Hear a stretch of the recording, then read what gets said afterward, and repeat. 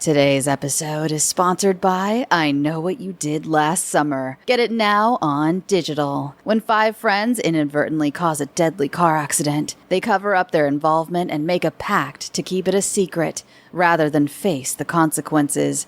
A year later, their past comes back to haunt them, and they're forced to confront a horrifying truth. Someone knows what they did last summer and is hell-bent on revenge. As one by one, the friends are stalked by a killer, they discover this happened before, so they turn to 2 survivors of the legendary Southport Massacre of 1997 for help. Starring Madeline Klein, Chase Sue Wonders, Jonah Hauer King with Freddie Prinze Jr. and Jennifer Love Hewitt. I Know What You Did Last Summer is a perfect summer slasher, says Jordan Cruciolo of NPR. Your summer is not over yet. Don't miss a killer movie night at home. Warning, the following podcast is not suitable for all audiences. We go into great detail with every case that we cover and do our best to bring viewers even deeper into the stories by utilizing disturbing audio and sound effects. Trigger warnings from the stories we cover may include violence, rape, murder, and offenses against children. This podcast is not for everyone. You have been warned. In the late 70s and early 80s, people all over America were dropping dead in the streets. Some were just walking with friends or leaving church. Others were shopping or grabbing a bite to eat.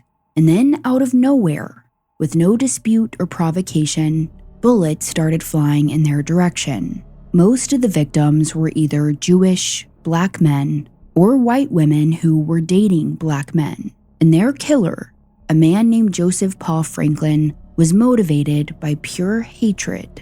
He was a violent racist who was inspired by Adolf Hitler, Charles Manson, and the Ku Klux Klan.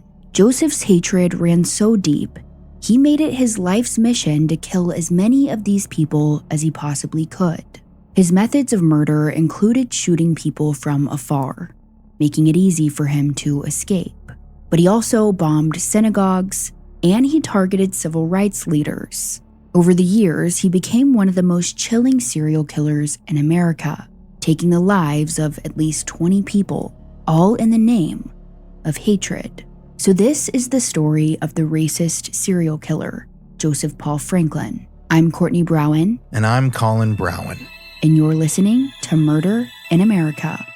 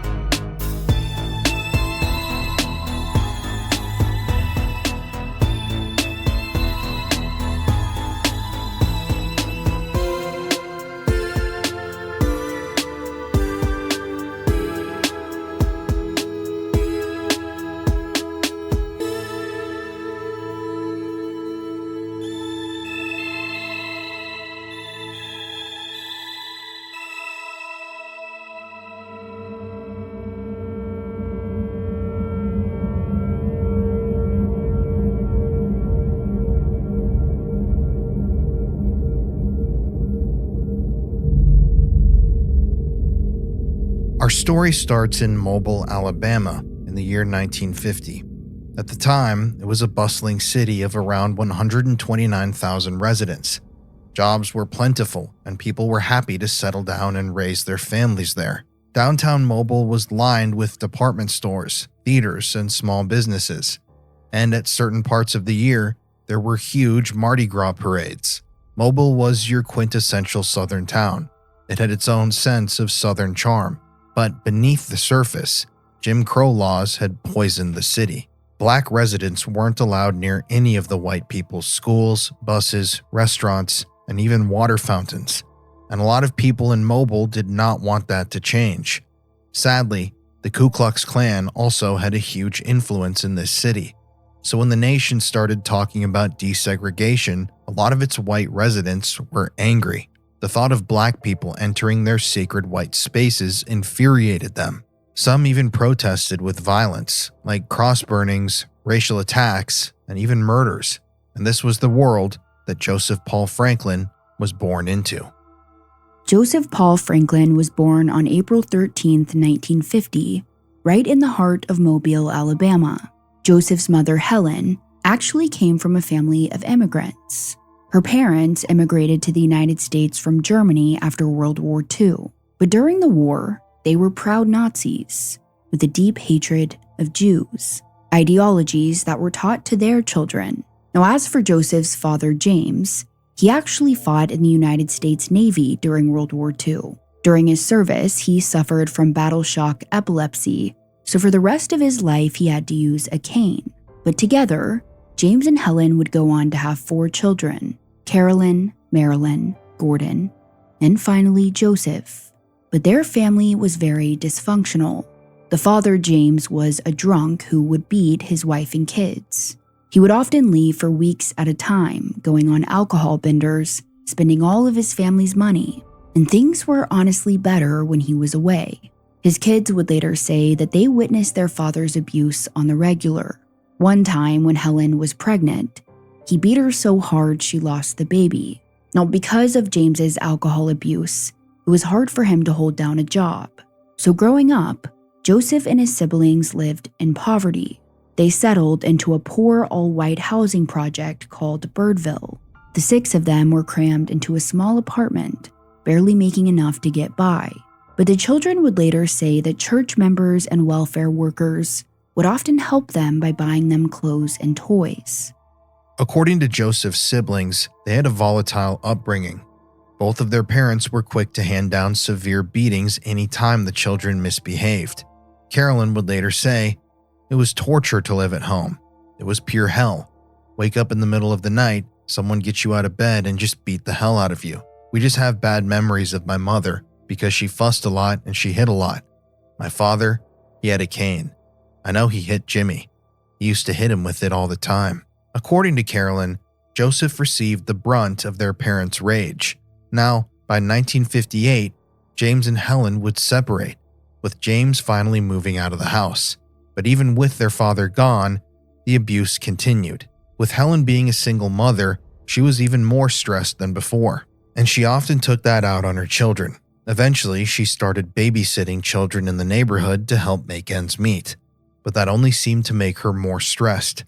She was even known to abuse the kids she was babysitting. But even with this extra job, Helen had a hard time supporting her family, and she relied heavily on Social Security checks. Around this time, Joseph was just 8 years old, and with his parents now divorced, his entire world had turned upside down. In order to escape the chaos at home, he became an avid reader. He would later say, quote, "I guess you'd call me a bookworm. When I was 9, 10, and 11, I was living in those fantasies all the time," end quote.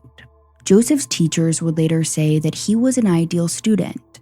He was quiet and could take direction. However, over time, his grades started to decline. Joseph didn't care much about school. He also had a hard time making friends and was considered weird and a loner. And it's around this time when his violent tendencies began. Trigger warning, this next part includes really sad instances of animal cruelty, so if you're like me and can't handle that, just skip forward about 15 seconds. Around high school, Joseph started abusing animals. He and his brother Gordon would find cats around Birdville and string them up on the clotheslines by their tails. Even Helen hated stray animals, and if one showed up on their doorstep, she would beat it. Joseph later stated, "My mom once poured hot, scalding water on a stray dog. That's cruel, sadistic, isn't it?" In addition to animal cruelty, they were also racist.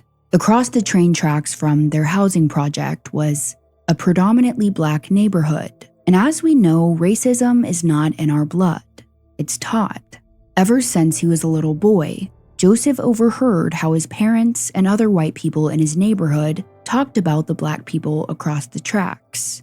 When a black person would walk by, Joseph watched as people gave them dirty looks, called them horrible names, and judged them simply because of the color of their skin. So ever since he could remember, that's how he viewed them as well, as less than. When talks of desegregation started to take place in America, Joseph's family and neighbors were angry. There was a lot of racial tension in the area. something he witnessed nearly every day. He would later say, quote, "Just about everybody in Mobile at the time, during the 50s and 60s when I was growing up, used the N-word. It was kind of common then. Matter of fact, it was uncommon to hear anyone use the word Negro," end quote. As Joseph grew older, his violent tendencies grew stronger. During his teenage years, he was obsessed with guns, and he would practice shooting those guns in his own bedroom. There was a wall in his room that was full of bullet holes, and by the age of 16, he never left the house without a gun. Now, Joseph actually had pretty bad eyesight. When he was 7 years old, he had a bike accident that left him blind in his right eye, but his eyesight wouldn't hinder his ability to shoot with pristine accuracy. It's also around this time when Joseph developed a germ phobia and wouldn't drink out of the same glass his siblings had used, even after it had been washed. When he would sit down, he was so scared of sitting on germs, he started laying a towel down. He also had obsessive-compulsive tendencies where he would constantly check things that he had already checked, a characteristic that would help him out later in life when committing crimes. By 1964, Joseph was attending Murphy High School, and the older he got, the more racist he became. Now, 10 years prior to this, in 1954, Brown versus the Board of Education ruled that segregated schools were unconstitutional, but the city of Mobile, Alabama had resisted desegregation for as long as it could. In fact, the governor of Alabama at the time, George C. Wallace, physically tried to block black students from entering the University of Alabama. Sadly, many people in Alabama at the time shared his beliefs, and a lot of these people were Christian. By the time Joseph was in high school, he had become a lot more religious. He would read the Bible, desperately searching its pages for meaning, and he would often twist the scriptures so they would align with his own beliefs. For instance, he believed that God saw white people as the superior race. So by September of 1963, when black students were attending previously all-white schools and universities, Joseph, along with many others in town, were angry. But his racism wasn't just for African Americans. In fact, in high school, Joseph read a copy of Adolf Hitler's Mein Kampf. Joseph was fascinated with Hitler and his hatred of Jews, whom he blamed for Germany's economic and social problems. But he was particularly interested in his ideas on how to create an Aryan race. Joseph's younger sister Marilyn would later say, quote, "He worshipped Hitler. When I was a little girl, he would tell me stories of the different ways they killed Jews, because this was one of his obsessions. The Nazis, the Klan, and all." End quote. By 1967, Joseph dropped out of high school after his junior year, but it's also around this time when he met a girl. It was 16-year-old Bobby Louise Dorman. The two fell for each other quickly, and after just 2 weeks of dating, they got married, likely because Bobby found out she was pregnant. Now, at first, Bobby said the relationship was healthy and normal. Joseph was a doting husband to his new bride. However, it was short-lived. Soon enough, when the two really settled down, Joseph started showing his true colors. Bobby quickly learned that he was a hothead who was quick to beat her when he got angry. The beating became so frequent that Bobby began to fear for her life. She said the change in him was like night and day. Bobby also got to witness just how dysfunctional Joseph was. He often complained of headaches and cried about his father. He fantasized about living his life as a motorcycle gang member and even started dressing the part. Joseph bought a biker vest and put a swastika on it. He would stand in the mirror while wearing it and shout, "Heil Hitler." Bobby stated he used to fantasize that he was a Hell's Angel. You know, he had the jeans and the jacket and he carried a knife, but he never owned a bike. It was like Joseph just wanted something to belong to. I guess the Nazis were about as different as you could get. It wouldn't take Bobby long to realize that the man she married was not a good person. Now, the couple would have a daughter together, but the relationship wouldn't last. After only 4 months of marriage, they divorced. After his separation, Joseph leaned even further into racist literature. At the time, African Americans were integrating into white society, and it made Joseph's blood boil. So, to confirm his biases, he read books of like-minded people. He would later say, quote, Once you consciously go over the stuff, Nazi hate literature, over and over again, it just goes down in your conscience, and you begin to think that blacks and Jews aren't even people at all." End quote. Joseph also started surrounding himself with like-minded people. In 1968, he moved to Arlington, Virginia, and joined the Arlington American Nazi Party, which would only make him more hateful. Joseph was often seen protesting with his fellow Nazi Party members. In 1970, he was photographed in full Nazi attire outside the White House, protesting a visit from the Israeli Prime Minister. But believe it or not, Joseph was kind of disappointed by how tame the Nazi group was. He would later say that most of the group was all talk. They basically sat around chatting about how much they hated black people and Jews, which is pretty much exactly what things were like back in Alabama. Joseph joined the group hoping to commit acts of violence against these groups. In his own words, he said he wanted to, quote, "clean up America," end quote. He didn't want to just gossip about them. He also found it disappointing that he had a hard time fitting in with the group. Throughout his life, he never had a lot of friends, but he was hoping that when he joined the Nazi Party, they would welcome him with open arms. However, even they didn't like him much. Do you know how horrible of a person you have to be for the Nazis to not even like you? Another part of Joseph's deep hatred was interracial couples, and he got this idea to try and start a race war. Now, in 1969, he came up with this idea after learning about Charles Manson.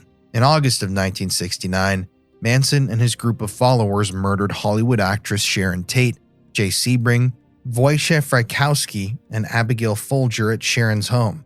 After murdering them, Manson's followers wrote "pig" and "helter skelter" in blood in an attempt to frame black radicals and ignite a race war, and Joseph was drawn to this idea. He would later say, "That was all part of a plan to start a race war. I saw violence as the only way to accomplish things. I still believe that violence is good if it's directed toward the right people. I felt the jungle will prevail. Gangs of blacks will be running all over the place doing robberies, raping women. I could see this stuff coming. It was the logical conclusion to race mixing." And that's when he decided that he was going to assassinate as many black and Jewish people as he could. When he spoke about his plan to other Nazi Party members, no one took him seriously, but he would go on to do just that. Back in Mobile, Alabama, Joseph's family members had no idea where he had gone. No one had spoken to him or heard from him in years. He was too busy mingling with the Nazis. When his mother Helen passed away in October of 1972, no one had any way of contacting him to let him know. The following year, Joseph finally made his way back home, but when he pulled up to his house and knocked on the front door, a new family was living there. So Joseph truly had no one, no family, no friends. The only people in his life were members of the Nazi Party, and they didn't really like him either. So in 1974, Joseph decided to move to Atlanta, Georgia. Once there, he immediately joined the white supremacist political party, the National States Rights Party. The leader of the organization at the time, Jesse Benjamin or J.B. Stoner, was extremely racist, especially when it came to Jews. He idolized Hitler and once said, "Being a Jew should be a crime punishable by death." In his own twisted mind, he believed that Hitler had been too moderate and said, "The only thing I find wrong with Hitler is that he didn't exterminate all the 6 million Jews he's credited with." He also compared blacks to apes, and Jews, he claimed, were vipers of hell. J.B. Stoner had earned his law degree from Atlanta Law School and joined the team of attorneys to represent James Earl Ray, Martin Luther King's assassin, in 1969. He frequently referred to King as Martin Lucifer King. Of course, Joseph was welcomed by J.B. with open arms. Upon joining the group, Joseph was given the task of selling the NSRP newspaper titled The Thunderbolt, The White Man's Viewpoint. The newspaper was appalling. It featured articles and cartoons demonizing African Americans, Jews, and civil rights activists. They glorified the Ku Klux Klan, and they celebrated acts of violence against minorities. But Joseph felt at home here. If anything, it made him more racist than ever before. When he eventually saw his family again, they were shocked at how hateful he had become. His sister Marilyn noticed that Joseph wouldn't even touch a door handle if it had been used by an African American. If a restaurant had a black server, he would walk out, refusing to eat there. His sister was so disgusted by him, she cut off all contact with him after that. She could sense that he was on a downward spiral of violence, and she was right. Remember earlier how I mentioned Joseph hated interracial couples? Well, on September 6, 1976, Joseph was walking around Atlanta when he spotted a black man with a white woman. Their names were Aaron Miles and Carol Eastwood. Upon seeing the couple, Joseph became enraged, so much so he followed them for a whole 10 miles. Eventually, there was a verbal altercation that ended with Joseph spraying the couple with mace. And Joseph would be arrested for this, but there was no trial, no consequences for his actions. Later that same year, Joseph joined the United Klans of America. He heard that unlike the Nazi Party, they would commit violence, which made him excited. In fact, by the mid-1960s, the KKK was responsible for numerous bombings and murders in the South, including a church bombing in 1963 that claimed the lives of 4 young girls. Ultimately, Joseph was promoted to Kleagle within the Klan and became responsible for recruiting new members. During his time with the Klan, Joseph was particularly fascinated with their huge arsenal of weapons: hand grenades, machine guns, bazookas, and dynamite.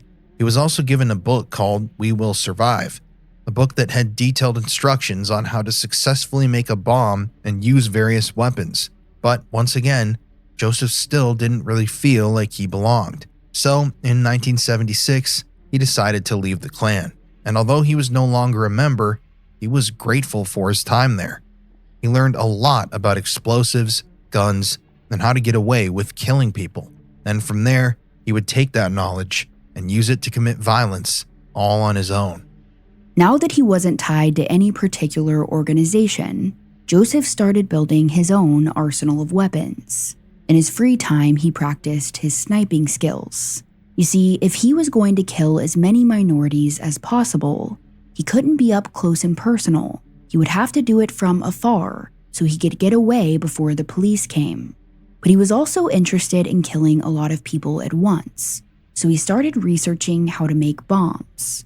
Those would end up being his 2 favorite methods of violence: snipe shooting and explosives. One day, while he was walking down the street, he passed a synagogue, and that's when he knew it was time to start his killings. He would later say, quote, "It was my mission. I just felt like I was engaged in a war with the world.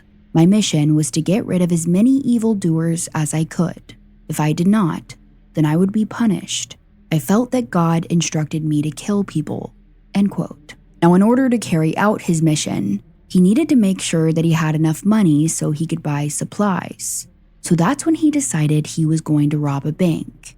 He carried out that robbery on June 16, 1977, and surprisingly, he got away with it. Afterwards, he dyed his hair to avoid suspicion, and he used the money to buy explosives from a Charleston, South Carolina distributor. Over the next month, he made his homemade bomb, and soon enough, he'd be ready to use it. It was July 25th, 1977 when he picked his first Jewish target, Morris Amitay. Morris was the executive director of the American Israel Public Affairs Committee and vice chairman of the Jewish Institute for National Security Affairs. He lived with his wife and 3 children at 4710 Sunflower Drive in Rockville, Maryland. Around 3 a.m., Joseph parked his car on nearby Bittersweet Lane and snuck up to the house with his homemade explosive. He placed it outside near the family room as the family of 5 slept in the home. At 3:20 a.m., the bomb ignited, shaking the entire neighborhood. There were homes that were blocks away that had broken windows from the glass. As for the Amitay house, one of their walls had completely blown out, but fortunately, the entire family emerged without injury. Well, everyone, sadly, except for their beagle puppy, Bingo. The family dog was found beneath the rubble inside the family room. When investigators arrived on scene, they were absolutely shocked that the family had survived the blast. But unfortunately, they had no idea who was responsible for it. Joseph Paul Franklin had gotten away with the crime. After the bombing, Joseph left town and drove to Chattanooga, Tennessee. He was disappointed that the bomb didn't kill anyone, but he had no plans to slow down or lay low. Now that he was in a new city, he would have to try again, and this time he wanted to target a synagogue. After driving around Chattanooga, Joseph checked into the Airport Inn Motel, and directly behind this hotel was exactly what he was looking for. It was the Beth Shalom Synagogue. Over the next few days, he went to work making another explosive, and on July 29th, just 4 days after the previous bombing, Joseph made his way over, excited to kill as many Jews as he could. Now at the time, there were 8 people inside the synagogue. No one noticed that a man was crawling through the crawl space, placing a bomb directly under where they were sitting. But by the time Joseph got back to his hotel to ignite the bomb, those people had already left the building. Luckily, there were no injuries and no deaths. But there was extensive damage to the synagogue. The walls had completely collapsed, the roof caved in, and pretty much everything inside was destroyed. The rabbi would later say, quote, "There had been no threats, nothing of the kind.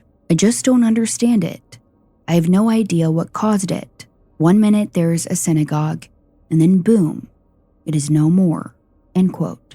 At first, investigators thought that this was some kind of accident, but then they found an extension cord. As they followed the cord, they saw that it was plugged into an outlet at the Airport Inn, and that's when they knew that this was a planned attack. From here, ATF started making connections to the bombing in Maryland that occurred just days earlier.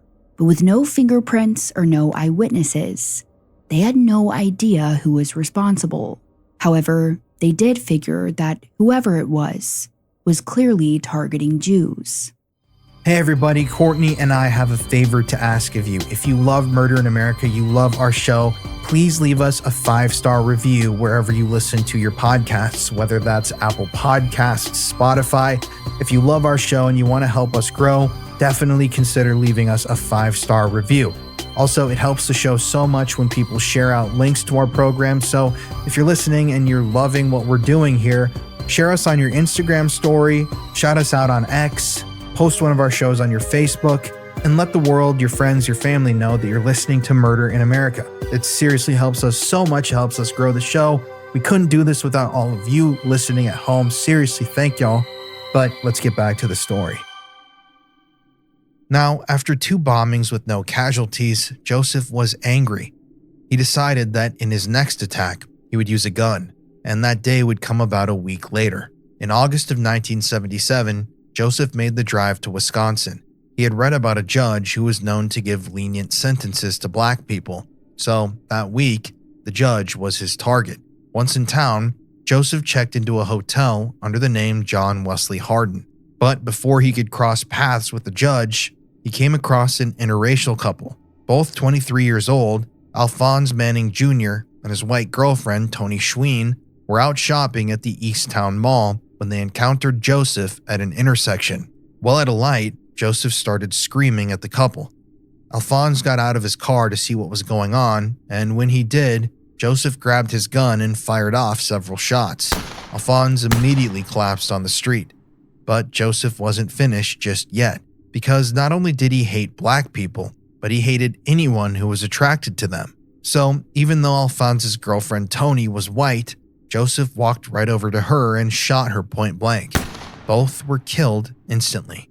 After murdering 2 innocent people, Joseph sped off in his dark green 1972 GM Capri, but he left behind one crucial piece of evidence: his cowboy hat, although it wouldn't lead to his capture. This time around, he was pleased with his work. He would later say of this shooting, quote, "It just so happened to be 2 people that I totally hated, so I didn't dislike it. Once whites began having sex with blacks, in my mind, as steeped as I was in that, they weren't even human." End quote. Joseph was convinced that once a white woman slept with a black man, their physical appearance changed, saying, quote, "like their ass gets real saggy and their boobs get different." End quote. But this event seemed to be a turning point in Joseph's life. For decades, he had been spewing hatred, harassing, and even assaulting Black people. But now, he had escalated to murder, and there was no turning back. After the shooting deaths of Alphonse Manning Jr. and Tony Schween, Joseph left the state of Wisconsin. Now, he obviously didn't have a job at the time, which gave him the freedom to do whatever he wanted, wherever he wanted. And he eventually found himself in Little Rock, Arkansas. But he wasn't there to kill anyone. Instead, he decided he was going to rob another bank. That robbery took place on September 7th, 1977. And surprisingly, he was successful yet again. After the robbery, Joseph changed his appearance and drove to Dallas, Texas. He already had an arsenal of weapons at the time, but he wanted to buy a new gun for his next attack. While in Dallas, he saw in the newspaper that someone was selling a rifle, so he bought it from the man for $200. That week, Joseph spent all of his time perfecting his shot. And even though he was partially blind in his right eye, he was still very skilled. From here, Joseph made his way to St. Louis, Missouri, due to the large number of synagogues in the area. And eventually, he spotted the Brith Shalom Israel congregation, located at 1107 Linden Avenue. This time, instead of using a bomb, Joseph was going to wait outside of the synagogue and kill off the Jews one by one. And he planned it out meticulously. He purchased a guitar case to conceal his rifle and bullets. He wore gloves, and he even wiped down each of the bullets so there were no fingerprints on them. Then on Saturday, October 8th, 1977, Joseph made his way over and parked his car near some bushes across the street from the synagogue. With him, he had a CB radio so he could hear all police activity. But with that, Joseph got his rifle ready and he waited. Around 1 p.m., the service had ended, and people started piling out of the synagogue doors.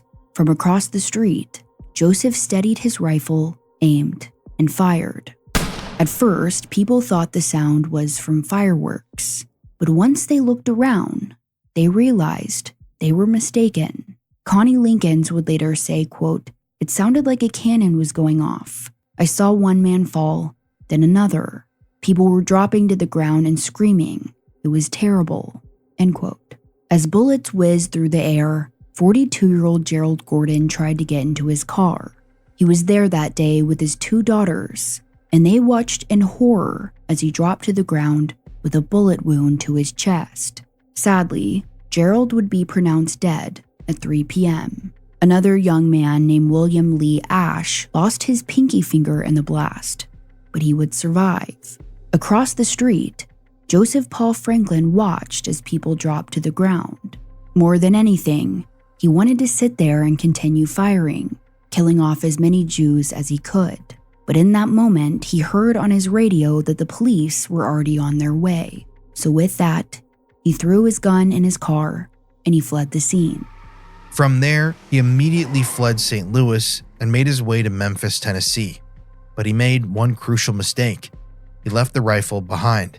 Now, he had already scratched off the serial number and he was wearing gloves so there would be no fingerprints, but this was a rookie mistake. Eventually, investigators were able to retrieve the serial number from the gun using a chemical solution, and they traced it back to the man in Dallas who sold Joseph the gun. But when the police spoke to the seller, they reached a dead end.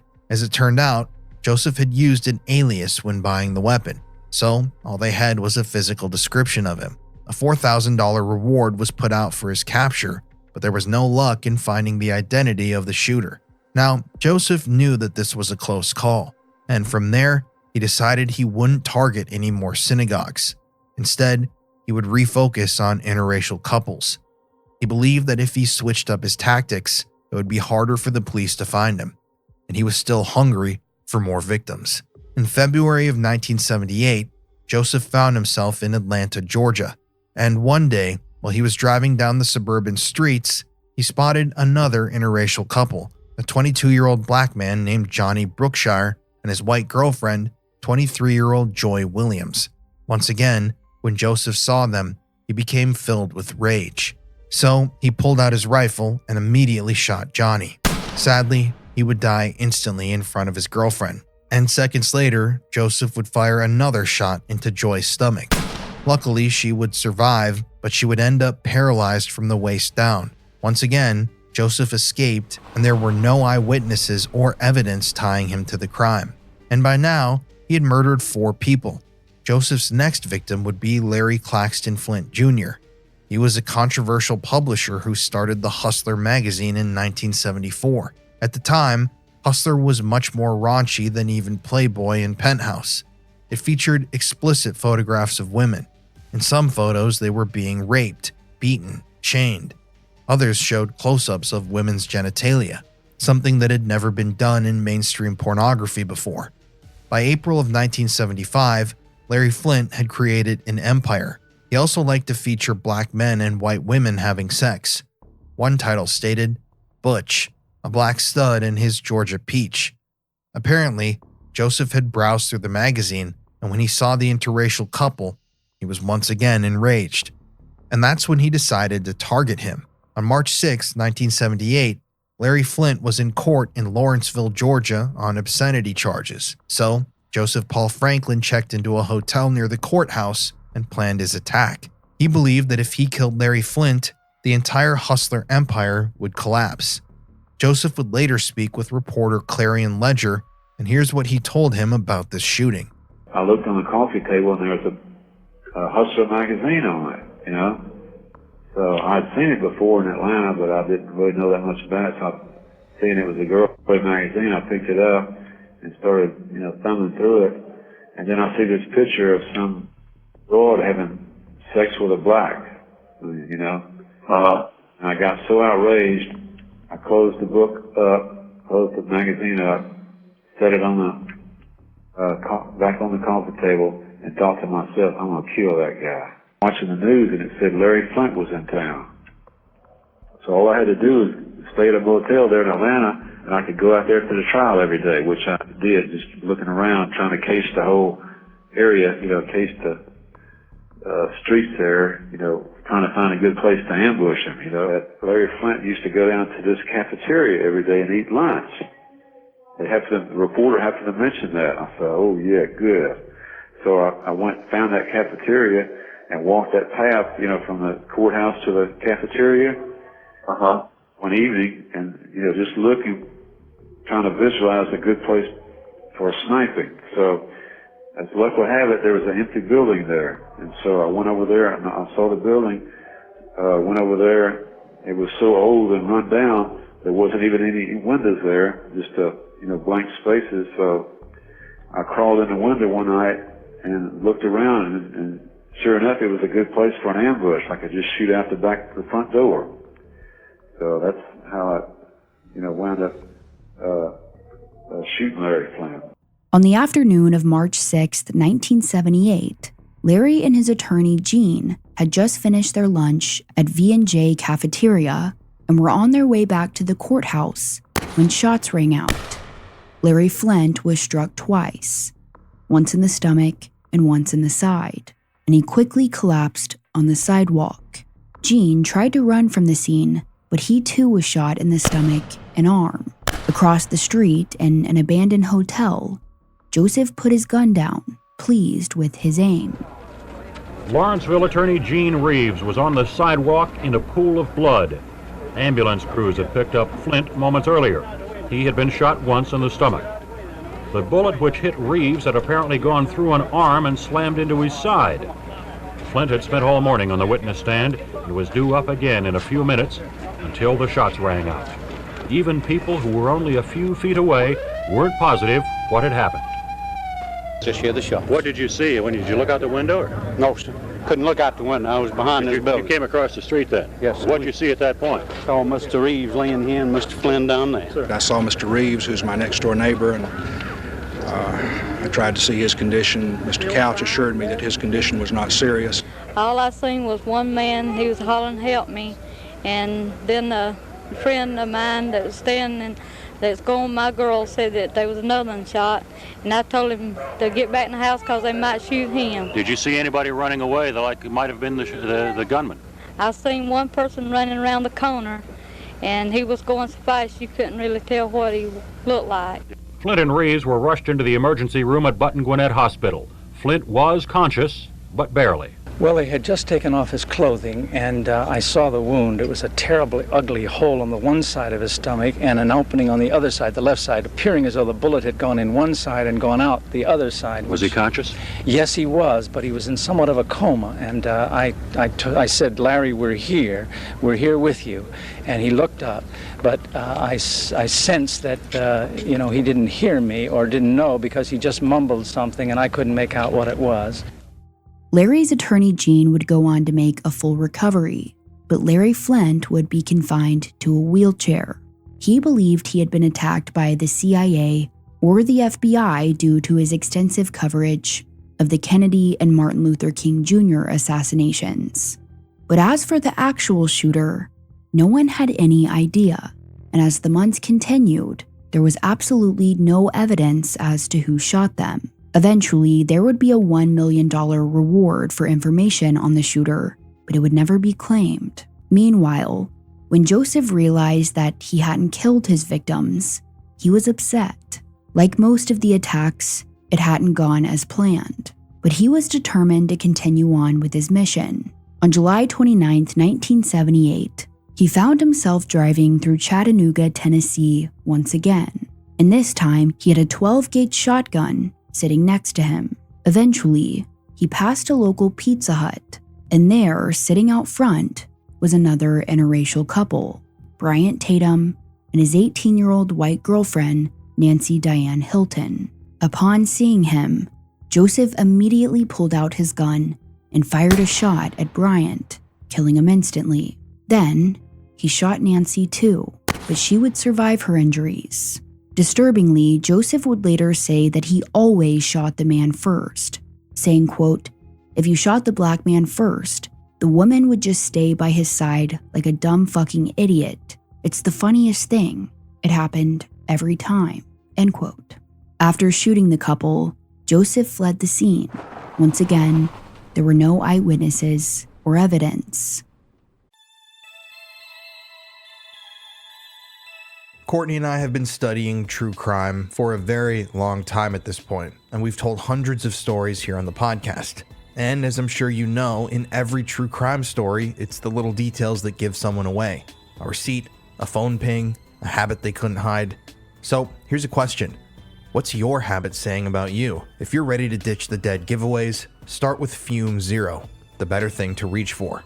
This episode is sponsored by Fume Zero, the brand new grab-and-go flavored air device from Fume. Now, I know a lot of people out there vape or they smoke, but if you're looking to cut back, and if you're looking to improve your lifestyle, Fume Zero is a great place to start. Why? Well, it's different than its competitors in a few ways. It's affordable, just $24.99 USD for a sleek pre-filled device, no commitment, no refills, no batteries. It's completely clean, which I love. It has zero nicotine, zero vapor, just natural plant-based flavored air. And it's the first truly easy way to try the good habit. With 6 bold flavors and up to 10 days of use, Zero makes it simple to start. I know that I quit vaping earlier this year, and I swear to God, honest to God, Fume devices played a huge part in helping me quit. So when I saw that they wanted to work with us, I wanted to spread the gospel of Fume and put people onto something that really helped me. So take 0 chances with Fume Zero today, available for just $24.99 USD. Just head to tryfume.com, that's TRYFUM.com, to start with Zero. And now let's get back to our story.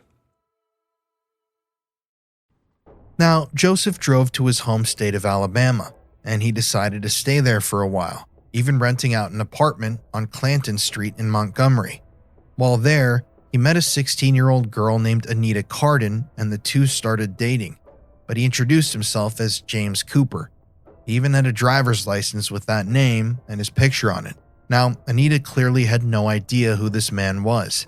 She would later say that he was gone a lot, and when he would come home, he'd have a lot of money with him. Little did she know, he was out robbing banks. But being a 16-year-old, she didn't ask a lot of questions. All she knew was that he said he was a plumber, and that January, the two got married. About a month into their marriage, Anita got pregnant, but like in his previous marriage, Joseph was violent towards her. By July of 1979, Joseph hadn't killed anyone in nearly a year, and he took all that anger out on his teenaged wife. However, that would only satisfy him for so long. So that summer, he decided to drive around Georgia in search of another victim. Joseph found himself driving around Doraville, Georgia, with his rifle right there in the passenger seat, and eventually he passed a Taco Bell. Outside was the manager of the establishment, a black man named Harold McIver. He and a white female employee were on their lunch break that day when Joseph drove past. And as we know, interracial couples infuriated Joseph, but these two weren't even dating. They were just co-workers. But seeing them talking to each other was enough to make them his next victims. So Joseph parked his car across the street and grabbed his gun. While Harold stood by his car, Joseph steadied his rifle, aimed, and fired. Harold was shot twice and immediately died. Once again, there was no evidence, no eyewitnesses, and for years, the case would go cold. Now from here, instead of going back home to his pregnant wife, Joseph decided to take a road trip, this time to Falls Church, Virginia. It was August 8th as Joseph drove through town looking for his next victim, and once again, he spotted someone outside the fast food restaurant, Burger King. It was an African-American male named Raymond Taylor. Now Raymond was sitting inside the restaurant eating his lunch, but this didn't deter Joseph. Parked across the street, he aimed his rifle at Raymond and pulled the trigger. In an instant, the large plate glass window shattered. When the patrons of the restaurant looked to see what was going on, they saw Raymond Taylor dead on the ground with a gunshot wound. But when they looked outside to see who shot him, no one was there. Joseph had already fled the scene. He would later say that he was extremely proud of this kill. Raymond hadn't even done anything to upset Joseph. He wasn't flirting with a white woman. He didn't say anything to his killer to upset him. He was simply sitting there, all by himself, eating lunch. Joseph wanted him dead, simply because of the color of his skin. Meanwhile, back in Montgomery, Anita had given birth to their first child, a daughter, on August 25th, 1979. But Joseph had missed the birth. He had been too busy killing people at the time. He didn't even know his daughter was born until he got a call from Anita telling him the news. It soon became clear to her that Joseph had no desire to be a husband or a father. Unlike his previous marriage, this one too would end in divorce. On October 21st, 1979, Joseph drove to an Oklahoma City shopping center in search of more victims, and he parked his car across the street behind a row of trees. With his gun ready, he watched as people walked around. At 5 p.m., he saw a 42-year-old African-American man named Jesse Taylor. With him was his white wife, 31-year-old Marion. Horrifically, they were also with their 3 young children, aged 9, 10, and 12. After spending the day shopping, the family walked back to their car, having no idea that a rifle was pointed in their direction. As the father of 3 loaded their bags into the trunk of the car, Joseph pulled the trigger, striking him 3 times. When he collapsed to the ground, his wife Marion rushed to his side, screaming at the top of her lungs. But now she was a target. Joseph fired his rifle twice, hitting her directly in the chest. And right there in front of their 3 children, both Jesse and Marion bled out and died. Oklahoma City police responded to the scene only 4 minutes after the shots rang out. But at that point, Joseph was already gone. After a brief sweep around the area, police located 5 spent shell casings behind the row of trees. But other than that, there was no evidence. No one could identify the shooter, and Joseph Paul Franklin was able to continue on with his life and his mission. On his way back to the Atlanta, Georgia area, Joseph picked up a 15-year-old sex worker named Mercedes Lynn Masters. Over the next few weeks, their friendship turned romantic, and Joseph often stayed at her apartment.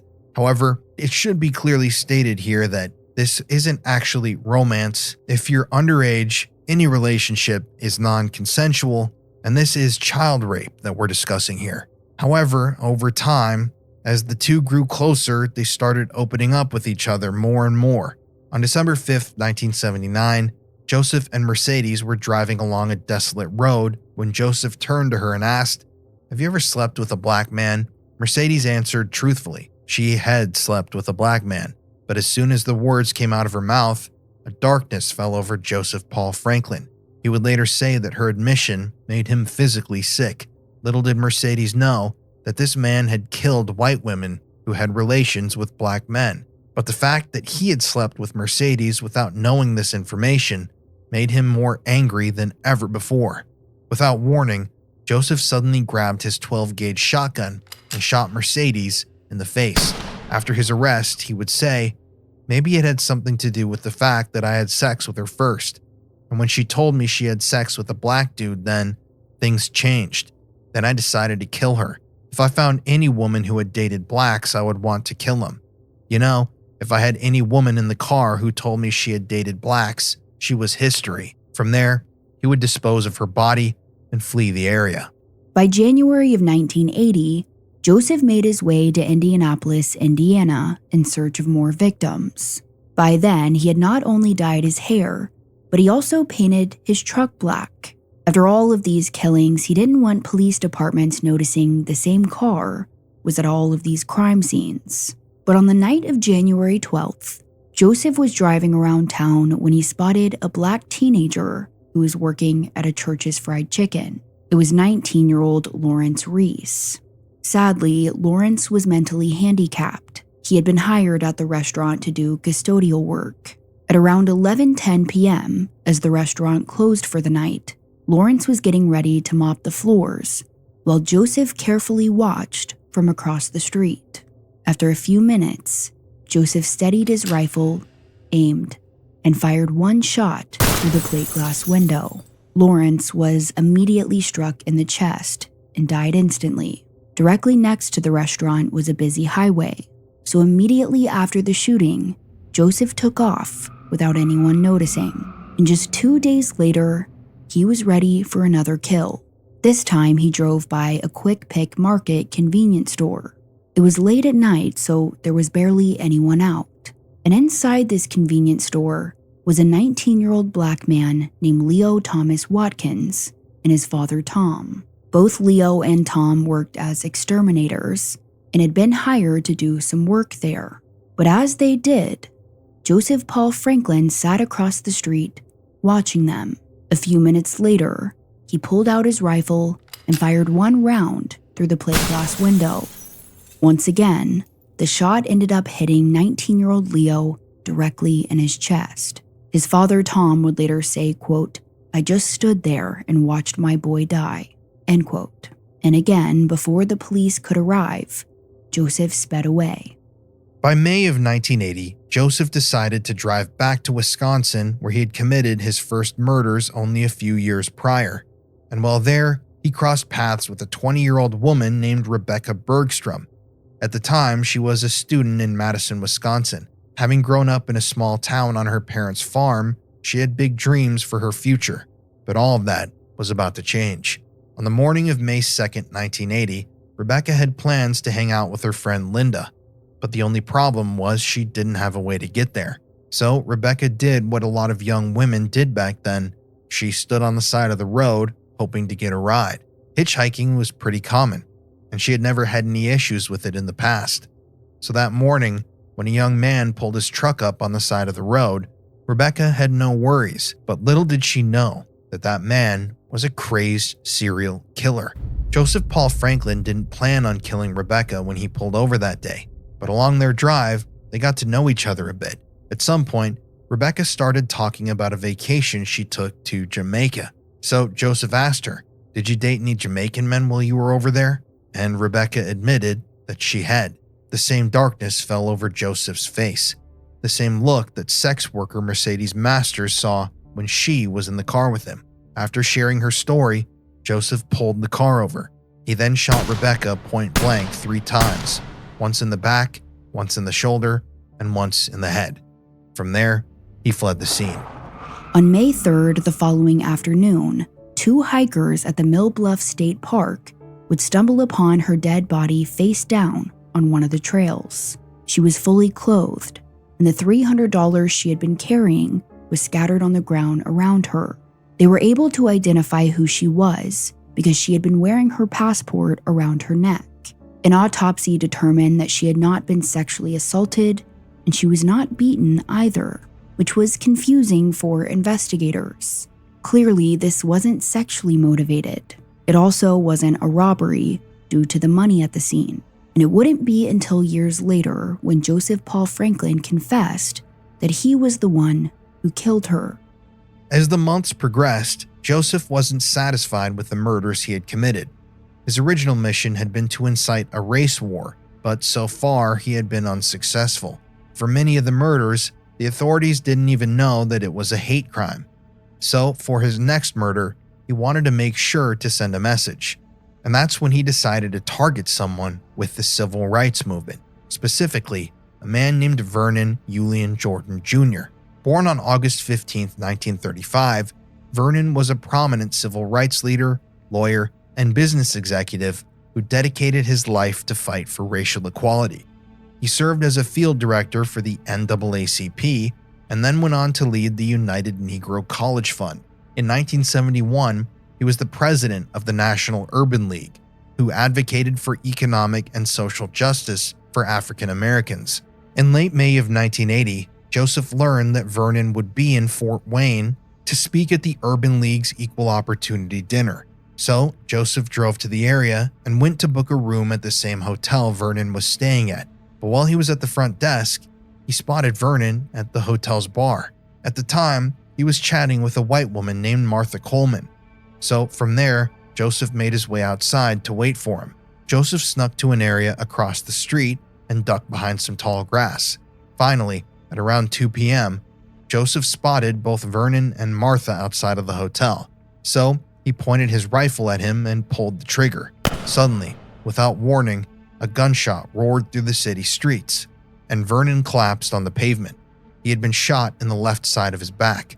The bullet pierced his intestines and exited through his chest. He began screaming that he had been shot as Martha rushed over to his side. He thought he was going to die there, but fortunately, paramedics arrived just in time, and Vernon was rushed to Parkview Hospital. African-American surgeon Dr. Jeffrey Towles performed 5 surgeries on Vernon to save his life. He would later say, "There was an explosive effect like nothing I've ever seen before. When I was at Detroit General and in Louisville, I saw all kinds of wounds. I've never seen a wound like Jordan's, and based on what I saw, Jordan was not supposed to make it." Family and friends of Vernon Jordan were jolted awake early this morning to the news that he had been shot and critically wounded. His mother, other family members, and longtime friend and associate Lyndon Wade, head of Atlanta's Urban League, left Hartsfield Airport at 10 o'clock this morning. They were under control emotionally based on doctors' reports that Jordan had stabilized and appeared to have the strength required to come back from such a devastating wound.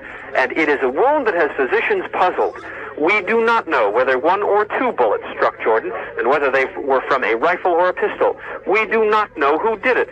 According to hospital spokesman, the bullet or bullets was a rare fragmenting type, and the placement of the shot was well aimed, leading to speculation that the shooting was more than just a random incident. Beyond that, we do not know. Senator Edward Kennedy came. President Carter is supposedly on his way, and civil rights leaders from all over the country are in Fort Wayne standing vigil. They talk of Miami and Wrightsville and now Fort Wayne in the same breath, and they wonder if the racial ugliness of the 60s is resurfacing in the 80s. From Parkview Memorial Hospital in Fort Wayne, Indiana, Mark Picard, Action News. Investigators, Fort Wayne police, and the FBI were immediately at the crime scene after the shooting. Across the street, they located an impression in the tall grass, and they located one spent shell casing. And just like Joseph had hoped, they knew that Vernon's assassination attempt was most likely racially motivated. However, they thought it was the work of the KKK. Now, fortunately, Vernon Jordan would go on to make a full recovery. But like every time before, nobody had any clue who the suspect was, and Joseph Paul Franklin continued to walk around like a free man, a man whose main goal in life was to kill as many black people as possible. After the shooting of Vernon Jordan, Joseph changed his hair color yet again, and in early June 1980, he found himself in Cincinnati, Ohio. At the time, he had rented out a hotel room under the alias Eddie R. Logan, and while there, he drove around looking for another victim. He was specifically looking for an interracial couple, but after driving around for hours, he wasn't having any luck. At some point that night, he pulled up to an area called Reading Lane, and while there, he saw two young African-American boys. It was 14-year-old Daryl Lane and his 13-year-old cousin, Dante Brown. The two had snuck out of their grandmother's house so they could walk to the convenience store to buy candy. Joseph could tell that they were children, and although he set out to kill an interracial couple that night, he decided that these boys would do. So he aimed his gun at Daryl and fired. Immediately, Daryl fell to the sidewalk, and his cousin Dante sprinted down the road, terrified. But soon enough, Joseph would turn the gun on him as well. After firing, Dante was hit in the back and collapsed to the pavement. And just to make sure they were dead, Joseph fired another round into both of their bodies. Both boys were shot twice, Daryl once in the chest and another through his spine. Dante suffered a bullet to his back and right knee. The 4 gunshots had woken up the neighborhood, including the boy's grandmother, Carol Brown. Upon hearing the shots, she ran to their room and saw that it was empty. From there, she ran outside, and soon enough, she found them. Daryl was still clutching the $1 bill that he was going to use to buy the candy, and sadly, both boys would lose their lives. Over the next few months, detectives would investigate the crime. They took soil samples, collected shell casings, and interviewed people in the area. But with no leads, the case would go cold. After the shootings, Joseph fled the scene and returned to his hotel room. While there, he got rid of the murder weapon piece by piece, dismantling it and putting parts inside dumpsters around the city. Then he fled to another random town. This time around, he was driving through Johnstown, Pennsylvania. It was June 15, 1980. On that day, Joseph had been driving near the Washington Street Bridge in town when he saw another interracial couple. It was 22-year-old African-American Arthur Smothers and his white 16-year-old girlfriend Kathleen McCullough. Joseph quickly pulled over and hid behind a row of trees, grabbing his gun. And as the two casually strolled over the bridge, Joseph fired a round into Arthur's body. He quickly dropped to the ground as his girlfriend Kathleen screamed for help. She was trying to flag down a passing car when more shots started flying in her direction. Kathleen was paralyzed with fear, and because she was on a bridge, she didn't know where to go. Then suddenly she felt a deep pressure within her chest. She had been shot. Both Arthur and Kathleen would lose their lives that day. Joseph would later say, "Once I saw I got both of them, I just started running. I just took off trucking, jumped in my car, I had an escape route already planned, so I took that right out and left." From here, Joseph left Pennsylvania. On June 25th, he was driving through Pocahontas County, West Virginia, when he spotted 2 hitchhikers, 19-year-old Nancy Santamero and 26-year-old Vicky Durian. The 2 women were on their way to the Rainbow Festival, and soon after he picked them up, the conversation turned to African-American men. One of the girls stated that she had dated a black man, and the other said she was open to it. And as soon as Joseph heard this, he knew he was going to kill them. He ended up driving his car to a secluded area outside Droop Mountain Battlefield State Park. When he stopped the car, he immediately pulled out his gun and fired a shot directly into Vicky's chest. Without a second thought, he then turned the gun on Nancy in the back seat, shooting her in the head. He then proceeded to fire several more rounds to make sure the women were dead. Vicky was shot 2 times in the chest, and Nancy suffered 3 gunshot wounds, 2 in the chest and 1 in the head. Once they were dead, Joseph dragged their bodies out of his car and laid them on the side of the dirt road. When the police eventually found their bodies, they were once again puzzled. The only thing they knew for sure was that the women were shot at close range. Now, as for Joseph, he figured that there would be a lot of forensic evidence inside his car. So he cleaned it out, and on June 27th, he sold it. From there, he purchased a 1975 brown Chevrolet Camaro under the alias Edward O. Garland. Eventually, he he would have the car repainted. But by August of 1980, Joseph was ready to kill again, and this time he found himself in Salt Lake City, Utah. Using the alias Joseph Hart, he checked into various hotel rooms around the city, making sure not to stay too long in one place. He now had long curly blonde hair and thick tinted eyeglasses. On August 17th, Joseph cruised around the streets of Salt Lake City and spotted an 18-year-old prostitute named Mickey McHenry. When he pulled over, she informed him that she charged $40 for sexual favors, and Joseph agreed to pay it. On their date, Joseph took Mickey to a Whataburger fast food restaurant. When they got back into his car, he immediately asked if she had ever been with an African-American man. She told him that she hadn't.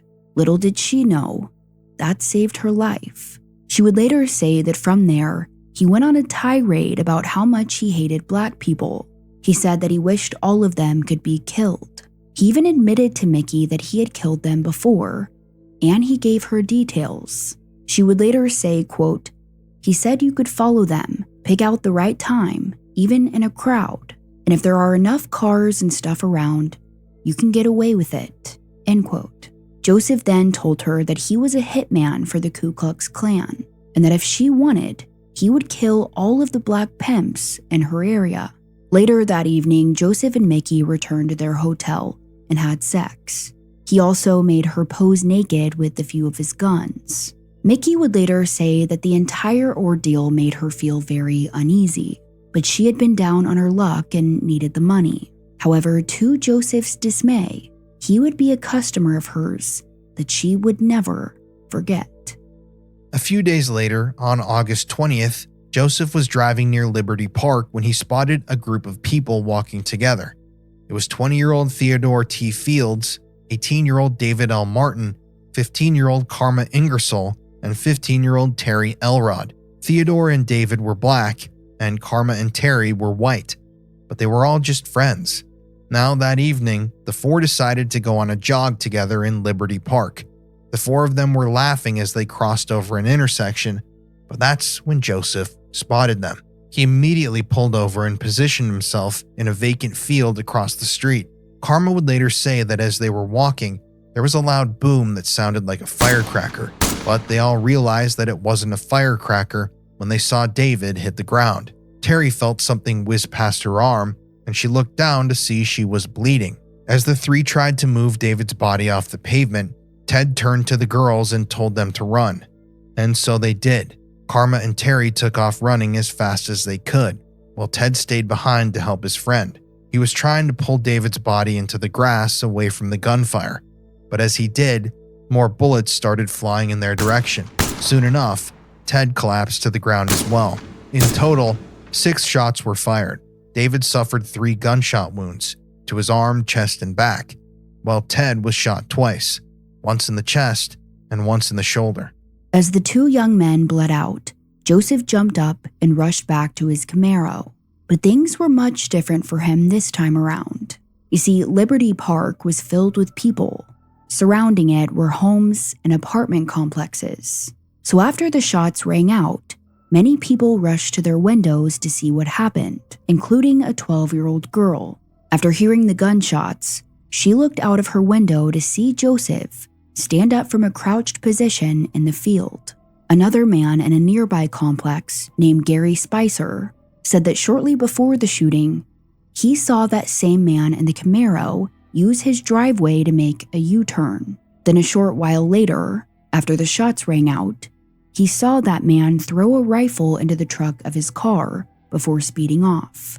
So immediately, many people in the area called the police. However, when they would get there, the shooter was already gone. But as for the victims, Ted Field was dead on arrival. David Martin was still clinging on to life, but sadly, he too would pass away a few hours later. Detective Don Bell would later say, quote, "These were 2 young boys.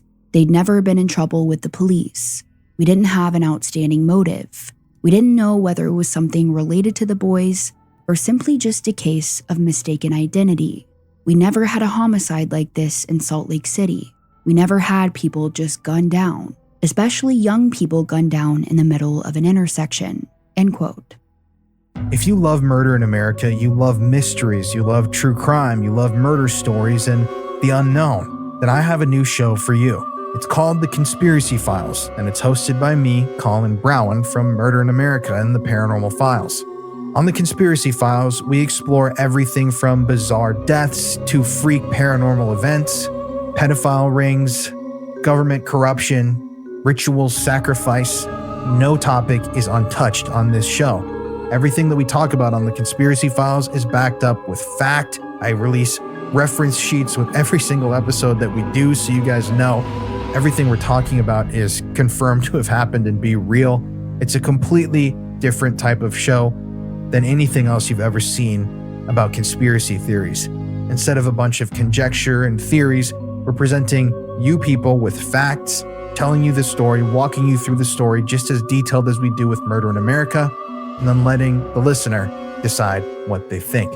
Anyways, you should definitely give it a listen. It's called The Conspiracy Files. The links are in the description of this show, and you can find it on Apple Podcasts, Spotify, or wherever you get your podcasts. And now let's get back to our story.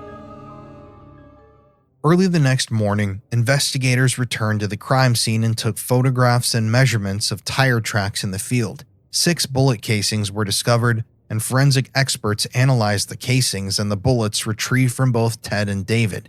They sent the evidence to the ATF laboratory in San Francisco to determine the weapon used. But with no other leads, investigators returned to the Liberty Park area and started speaking with people who lived near the crime scene. Gary Spicer told Salt Lake City police about what he had witnessed on the night of the murders. The brown Camaro with mag wheels and the man who threw a rifle into the trunk. Gary described the man as tall, slender, and white. He also said that the man was wearing a flat-rimmed, wide-rimmed hat and a waist-length jacket. But sadly, after a few days, investigators were still no closer to solving the murders. This shooting caused a lot of fear throughout Salt Lake City, especially in the African-American communities. People feared that the crime was race-related and that there would be no rest until the suspect was caught. The U.S. Department of Justice in Washington, D.C. believed that civil rights violations had been committed, and they assigned Assistant Attorney Steve Snarr to monitor the case. FBI Special Agent Curtis Jensen was also assigned to assist the Salt Lake City PD. And together, Agent Jensen and the local police determined that whoever was responsible had already fled the area. From there, they informed other local and federal agencies around the country, and a $50,000 reward was offered to assist in the capture of the murderer. Meanwhile, the ballistics lab in San Francisco determined that the weapon used was a 6-shot rifle, either a Marlin or Glenfield. Now the police had identified the weapon. They turned to local gun shops and classified ads to find out if anyone had recently sold a similar weapon. Ultimately, they tested 150 guns that matched the description, but none of them were determined to have fired the bullets found at the scene. They also set up a tip line, and soon enough hundreds of tips rolled in. Most led to a dead end, but there was one that detectives were interested in. It was a tip received from a Salt Lake City sex worker named Mickey, the same woman who had spent the night with Joseph on August 17th. Now, at first, Mickey was reluctant to come forward because of her profession, but Detective Don Bell persuaded her to tell them what happened. While at the police station, Mickey told investigators about the racist man she encountered who picked her up in a brown Camaro.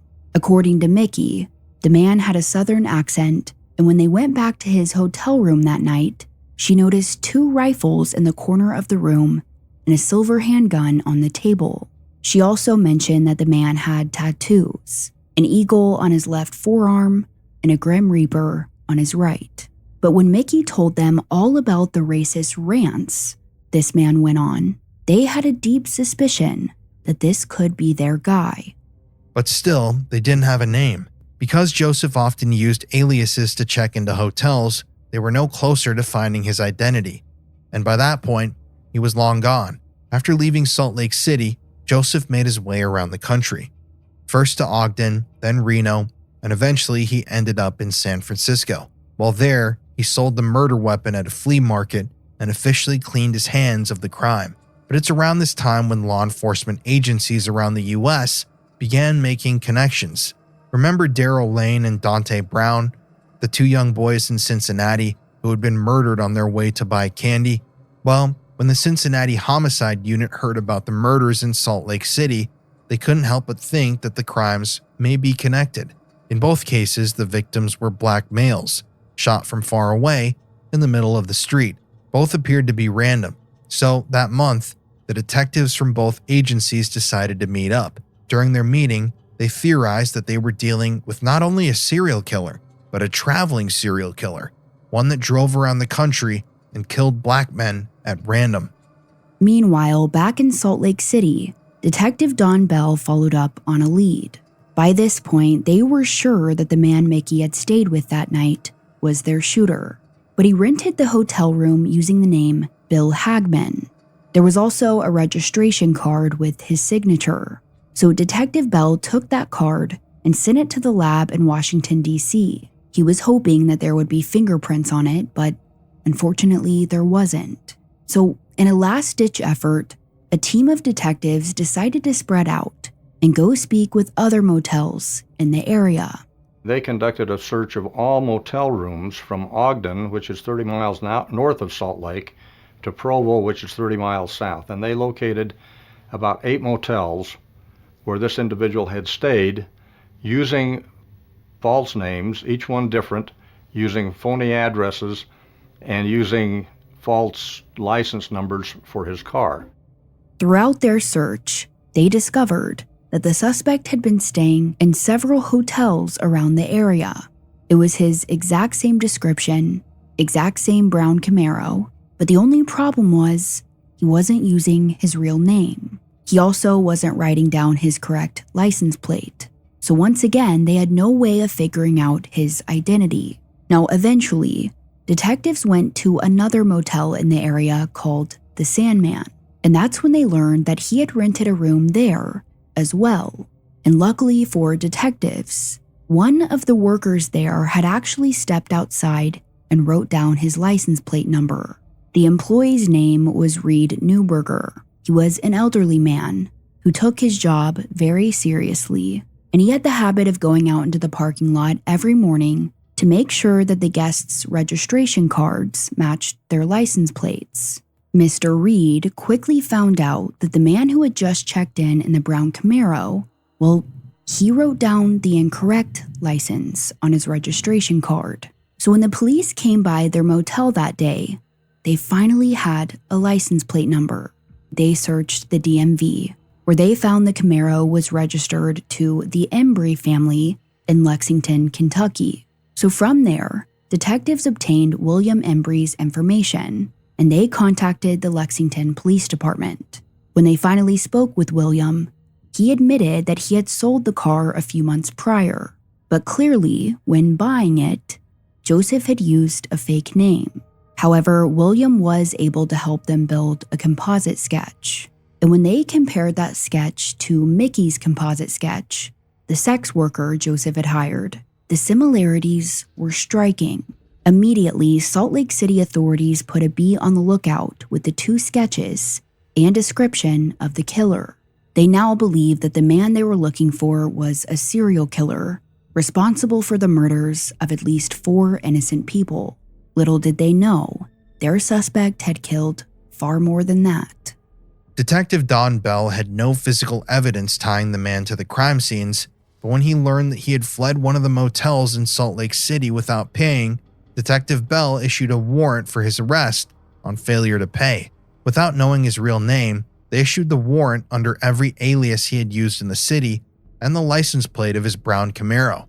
The information was entered into the FBI database, the National Crime Information Center, and distributed across the country to over 57,000 police agencies. And luckily, their hard work paid off. And the story of his capture is pretty hard to believe. On September 23, 1980, Joseph had checked in to the Scottish Inn in Florence, Kentucky, but he actually used his real name, not one of his aliases, so no one was on to him. That night, another criminal had checked into the hotel as well. It was a known jewelry thief, 19-year-old Gary Kirk. When Gary checked into the hotel that day, the staff immediately recognized him and called the police. And soon enough, the hotel was swarming with cops. With all of the commotion going on outside, Joseph called the front desk complaining about the lights and the noise. He told the manager that if the police didn't leave soon, he was going to check out. But of course, they didn't listen to him. Joseph actually spent the whole night complaining to the front desk.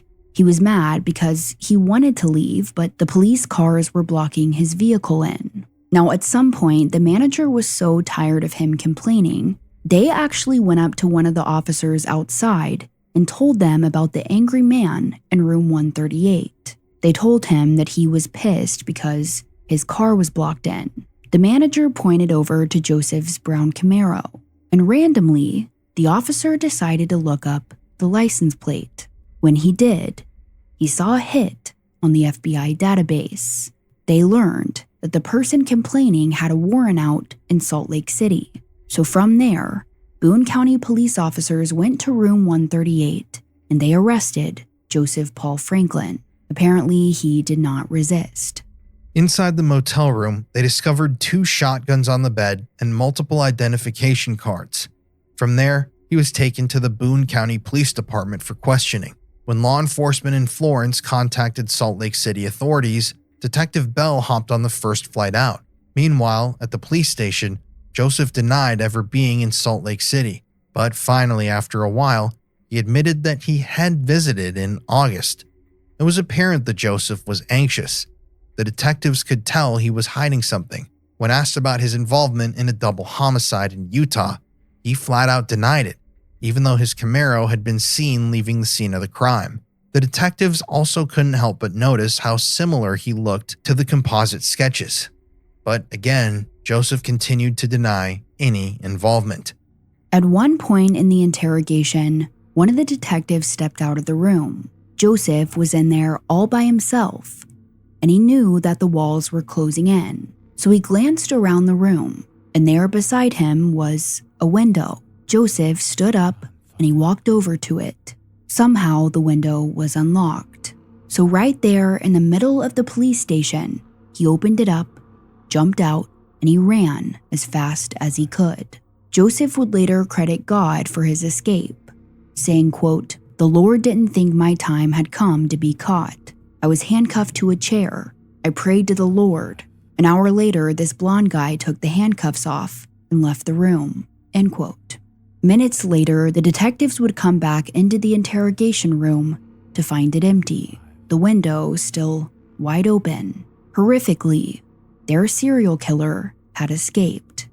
Over the course of the next few days, Joseph hitchhiked to Ohio, where he bought new clothes at the Western Hills shopping mall and dyed his hair at Asimus Hair Center. From the mall, Joseph took a bus to Columbus and spent one day sightseeing at Ohio State University. He then took another bus to West Virginia, North Carolina, and then finally to Atlanta. Meanwhile, the FBI and law enforcement agencies all around the U.S. were scrambling to find him. But luckily, this time around, they knew his name. They also still had his wallet, guns, and his brown Camaro. Now, because Joseph had escaped from the police department, the FBI had issued a federal warrant for unlawful flight to avoid prosecution, and Joseph's name and description were plastered all over the media. There was now a nationwide manhunt to locate the serial killer, and investigators warned the public that he would likely strike again. At the time, Joseph Paul Franklin was on the FBI's 10 most wanted list. With Joseph on the run, detectives decided to use the evidence they had to build their case against him. For instance, they compared the tire impressions from Joseph's Camaro to the tire impressions found at the Salt Lake City crime scene. And what do you know? It was a match. They also compared the guns that were found in Joseph's hotel room to the bullet casings found at the Salt Lake City crime scene, but they were not a match. However, as we know, Joseph usually bought new guns for each of his murders. Now, they also looked into Joseph's past, and what they found was concerning to say the least. With his face plastered all over the media, different banks around the United States started coming forward saying that he was the man responsible for bank robberies. They also learned that he had a long history with all of these hate groups, like the American Nazi Party and the Ku Klux Klan. The more they learned about him, the more they realized just how hateful and racist he truly was. And the FBI even started to worry that Joseph would try to assassinate Jimmy Carter.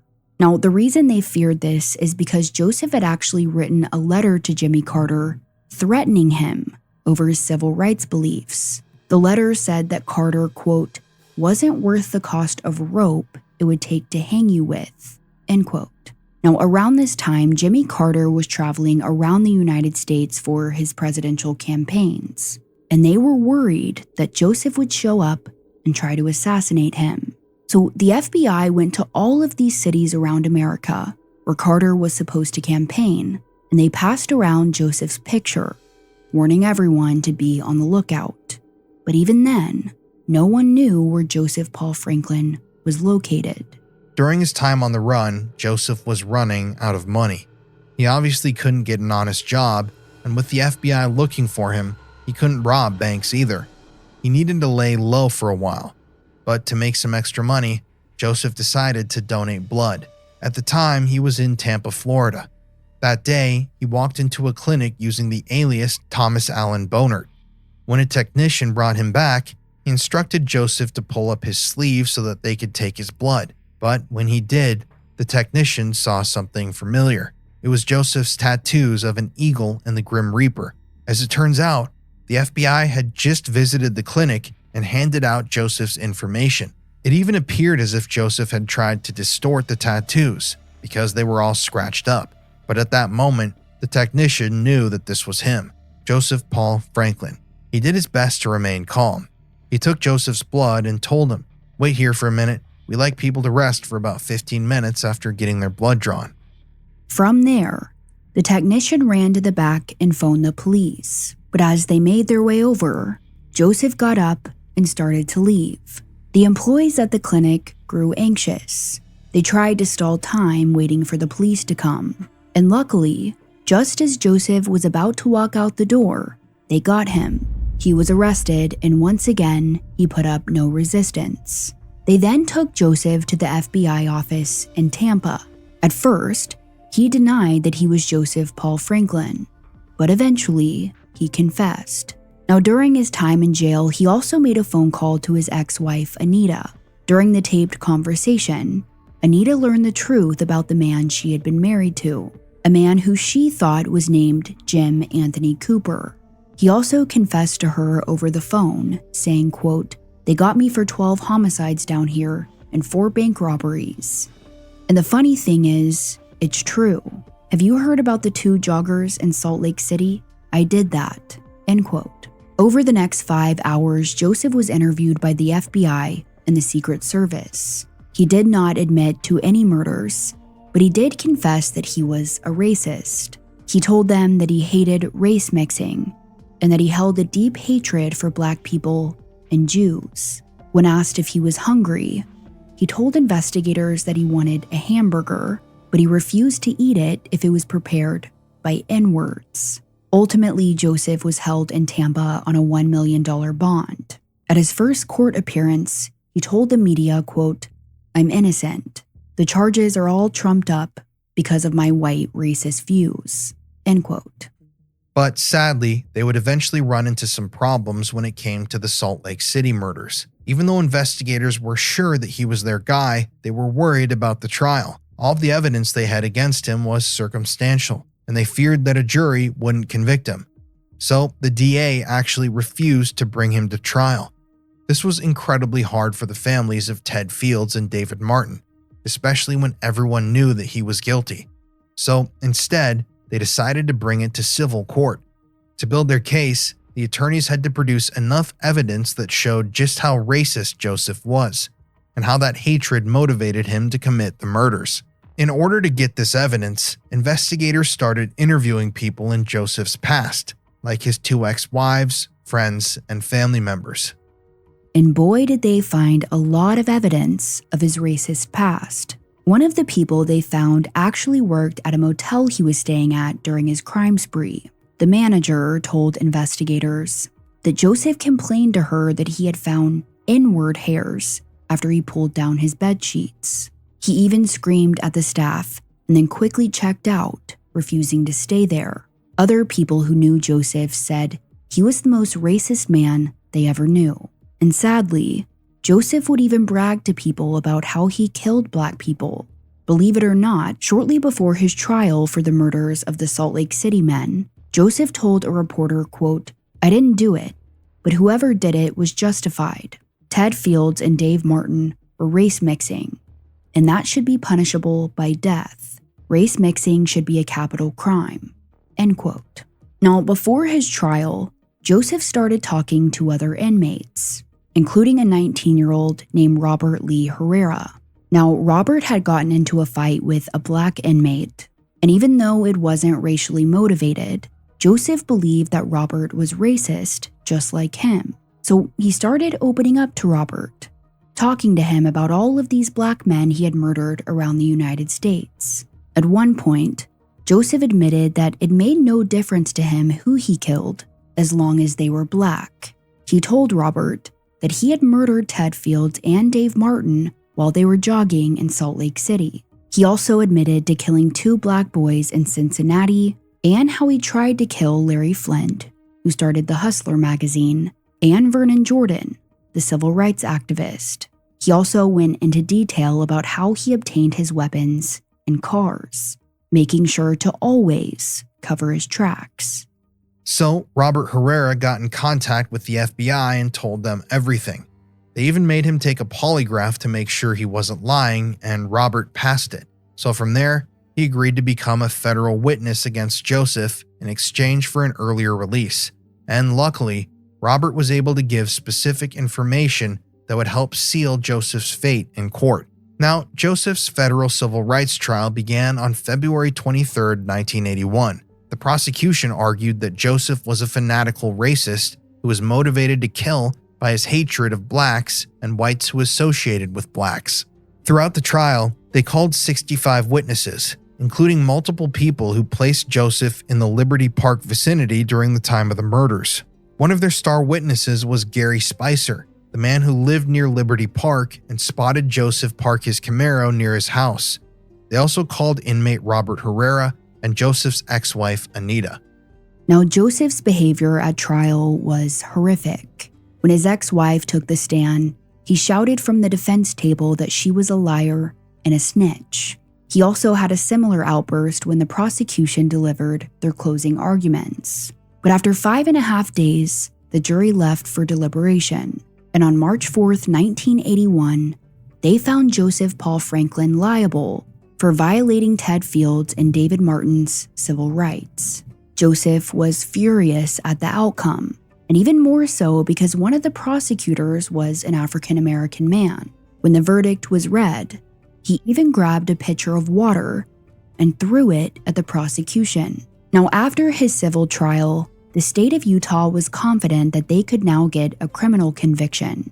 That trial began on August 31st, 1981, and by September, that jury found him guilty. During the sentencing phase of that trial, Joseph was being held in a back room unattended, and within the few minutes he was in there by himself, he decided he was going to try and escape again. So he actually climbed up into the air vents of the courthouse. Luckily, they were able to capture him this time around, and from there, he was sentenced to life in prison. And of course, he shouted obscenities as he was being escorted out of the courtroom. Finally, there was a sense of relief that this monster would never be able to hurt anyone else. But there were still agencies all over the United States that believed he was responsible for more murders and attempted murders. For instance, the FBI was able to prove that Joseph was in Fort Wayne during the assassination attempt of civil rights leader Vernon Jordan. So they started building that case. In the meantime, while Joseph was serving out his life sentence, he soon became a target for African American prisoners.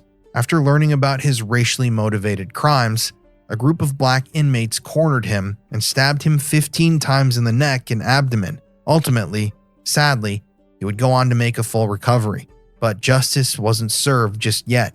By August 9, 1982, Joseph was back on trial for violating the civil rights of Vernon Jordan. In his own defense, Joseph took the stand and admitted that he was a racist who hated interracial couples, but he denied firing the weapon that shot Vernon. And sadly, because there wasn't any physical evidence, the jury could not find him liable for violating Vernon's civil rights. One of the jurors later admitted, "I think most of us, our gut feeling was that he did it, but we could not go by gut feeling. We had to go on evidence, and there really wasn't enough evidence to prove his guilt." Sadly, there were agencies all over the United States that suspected Joseph of murder, but because of the lack of evidence, they couldn't move forward with the trial, including investigators in Oklahoma City. They were confident that Joseph was responsible for killing Jesse Taylor and Marion Brissett, the couple that was killed at that shopping center in front of their 3 children. But because of the lack of evidence, they couldn't bring it to trial. However, while in prison, Joseph would eventually start confessing. In 1983 and 1984, he confessed to the shooting of Larry Flynt, Rebecca Bergstrom, the bombing of Morris Amate's house in Washington, the Chattanooga synagogue bombing, the murders of Nancy Santamero and Vicky Durian, and the shooting of Alphonse Manning Jr. and Tony Schwen. In July 1984, Joseph was convicted for the synagogue bombing in Chattanooga and ultimately sentenced to 15 to 21 years and another 6 to 10 years for being in possession of explosives. On Monday, February 10, 1986, Joseph went on trial for the murder of Alphonse Manning and Tony Schwen in Madison, Wisconsin. The prosecutors played a taped confession where Joseph could be heard saying that he checked into a Madison motel under the name John Wesley Hardin. He admitted that he had been in the area to murder that judge, who he believed had been lenient when it came to sentencing black criminals. He also stated that the murder had happened by chance when he completely randomly crossed paths with Alphonse and his girlfriend in their car. After only 4 days, on Valentine's Day 1986, Joseph was found guilty of 2 counts of first-degree murder, and he was sentenced to another 2 consecutive life terms. In 1994, Joseph also confessed to the 1977 murder of Gerald Gordon, the man who was murdered right in front of his children while leaving the synagogue in St. Missouri. During the confession, Joseph gave a detailed account on how he purchased a rifle and hid out in the bushes as the service led out. He told investigators that he didn't confess to this beforehand because he feared he would get the death penalty. However, that year, he claimed he had a dream where God told him to confess. The trial for that murder started in January of 1997, with the prosecutor stating that Joseph was, quote, on a campaign to kill Jews, end quote. However, this time around, Joseph actually wanted to be executed. Apparently, he had assaulted a guard in prison, and he was scared that they were going to target him for the rest of his life. So he wished for death, and the jury would grant him that wish. After finding him guilty, they sentenced him to death. And in response, Joseph announced, quote, "I'd just like to thank the court for a fair trial. I just felt safe when I got the death penalty. I just feel really secure now," end quote. However, he would later regret this decision. Later on, he wished he had gotten life in prison instead. Over the years, Joseph would admit to other murders around the United States. During a taped interview, he confessed to murdering Raymond Taylor at a Burger King restaurant in Falls Church, Virginia in 1979. Authorities decided not to bring him to trial for the murder because he was already on death row. In early 1997, Joseph confessed to the murder of Arthur Smothers and Kathleen McCullough in Johnstown, Pennsylvania in 1980. According to Cambria County Assistant Prosecutor David Tulowitzki, Joseph got really excited when he described how he sniped out the interracial couple on the Washington Street Bridge. Then that April, he finally confessed to murdering Darrell Lane and Dante Brown, the 2 teenage boys in Cincinnati who were on their way to buy candy. And the prosecutors there didn't care that he was already on death row. They wanted a conviction. On October 19, 1997, Joseph went on trial once again for the murders of Dante Brown and Darrell Lane. The prosecution did not have any eyewitnesses or the murder weapon, but they did have a taped confession. The trial was short, only lasting 2 days, and the jury deliberated for only 40 minutes. Ultimately, Joseph was found guilty and sentenced to 40 years to life in prison. At his sentencing, Judge Winkler told Joseph, quote, "I look at you and I see the face of evil," end quote. Now, like we mentioned earlier, Joseph had also confessed to the murders of the 2 women in West Virginia, Vicki Durian and Nancy Santamero, the girls that were hitchhiking on the way to the Rainbow Festival. Joseph admitted that he had picked them up and shot them after they confessed to sleeping with black men. He even gave specific locations of where he dumped their bodies. But by that point, prosecutors had already convicted someone of their murders. It was a man named Jacob Beard. In his trial, someone had come forward claiming to have witnessed him murdering the girls. But shockingly, Jacob had an alibi on the day of the murders, and he passed a polygraph exam. But despite this, he was sentenced to life in prison without the possibility of parole. In the years after, Joseph Paul Franklin was adamant that he was the one who killed the girls. He even told a reporter, quote, "I've become kind of obsessed about it. I don't want it to ruin my reputation, but West Virginia has got an innocent man," end quote. Now, luckily in 1999, Jacob Beard was granted a new trial. And in this one, after only 2.5 hours of deliberations, the jury found him not guilty. Jacob Beard was not their killer. And even though everyone knew it was Joseph Paul Franklin, he would never go to trial for their murders, since he was already on death row. Vicki and Nancy never got the justice they deserved. As the years went on, Joseph's behavior on death row was bizarre. Prison guards would later say that he was always stroking his penis vigorously. Other times he would yell and scream at staff, complain about his treatment, threaten guards, and complain that people were always stealing his things. Fortunately, Joseph was not enjoying his time there, but that would soon come to an end, because in 2013, his execution was scheduled for November 20th. And as that date neared closer and closer, Joseph continued to speak with the media, and he told reporters that he was no longer a racist, and now he was a born-again Christian. In early November, he spoke with CNN's Kyung La, condemning his violent past, and admitted that, at the time, he believed he was doing the will of God. Do you know how many people you murdered? Yeah, but I'd rather not mention it.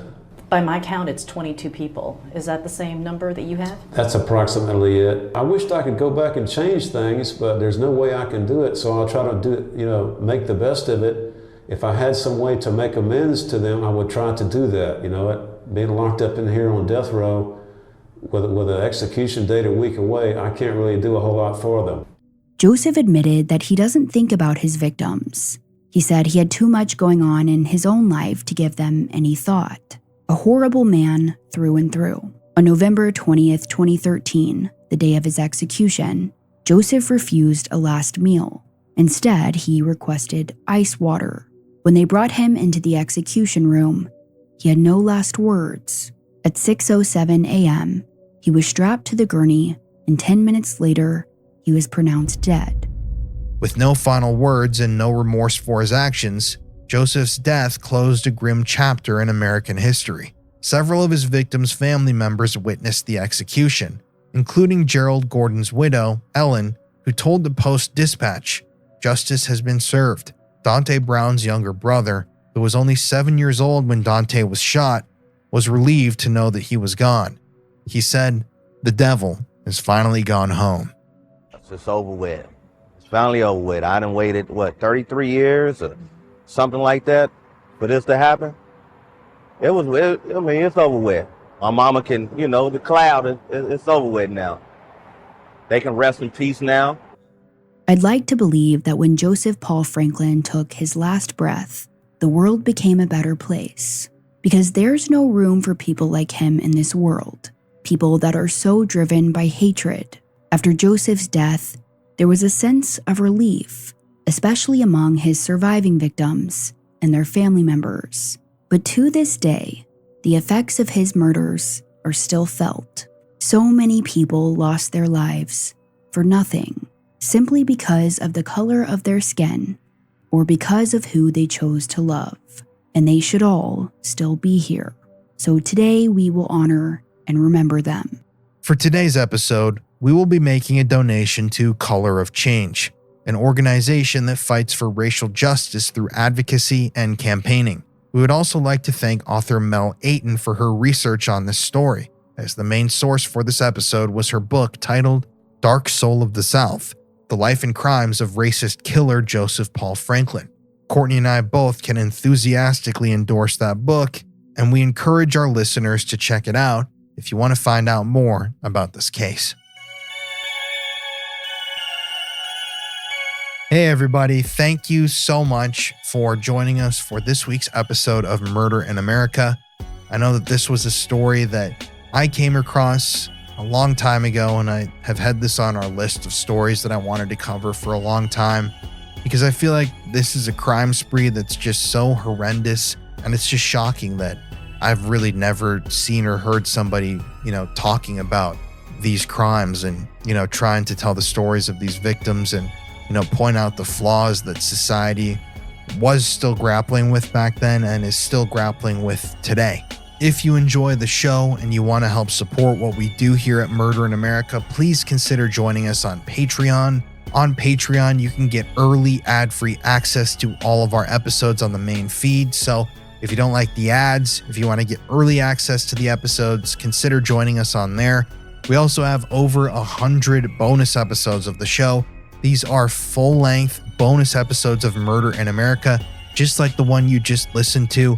And if you've never signed up on Patreon, if you sign up today, you will immediately get access to over 100 full-length episodes of the show. So if you've listened to our whole library and you want more, you can help support the show on Patreon, get access to those episodes. It's a win-win for everybody.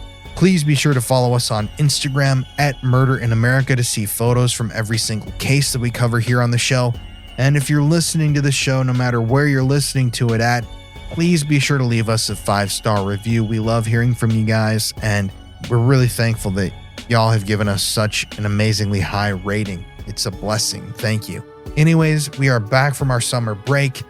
We will see you guys next week. Thank you for tuning in, and thank you for being patient as we enjoyed our month off. Thanks again for tuning in, and catch y'all on the next one.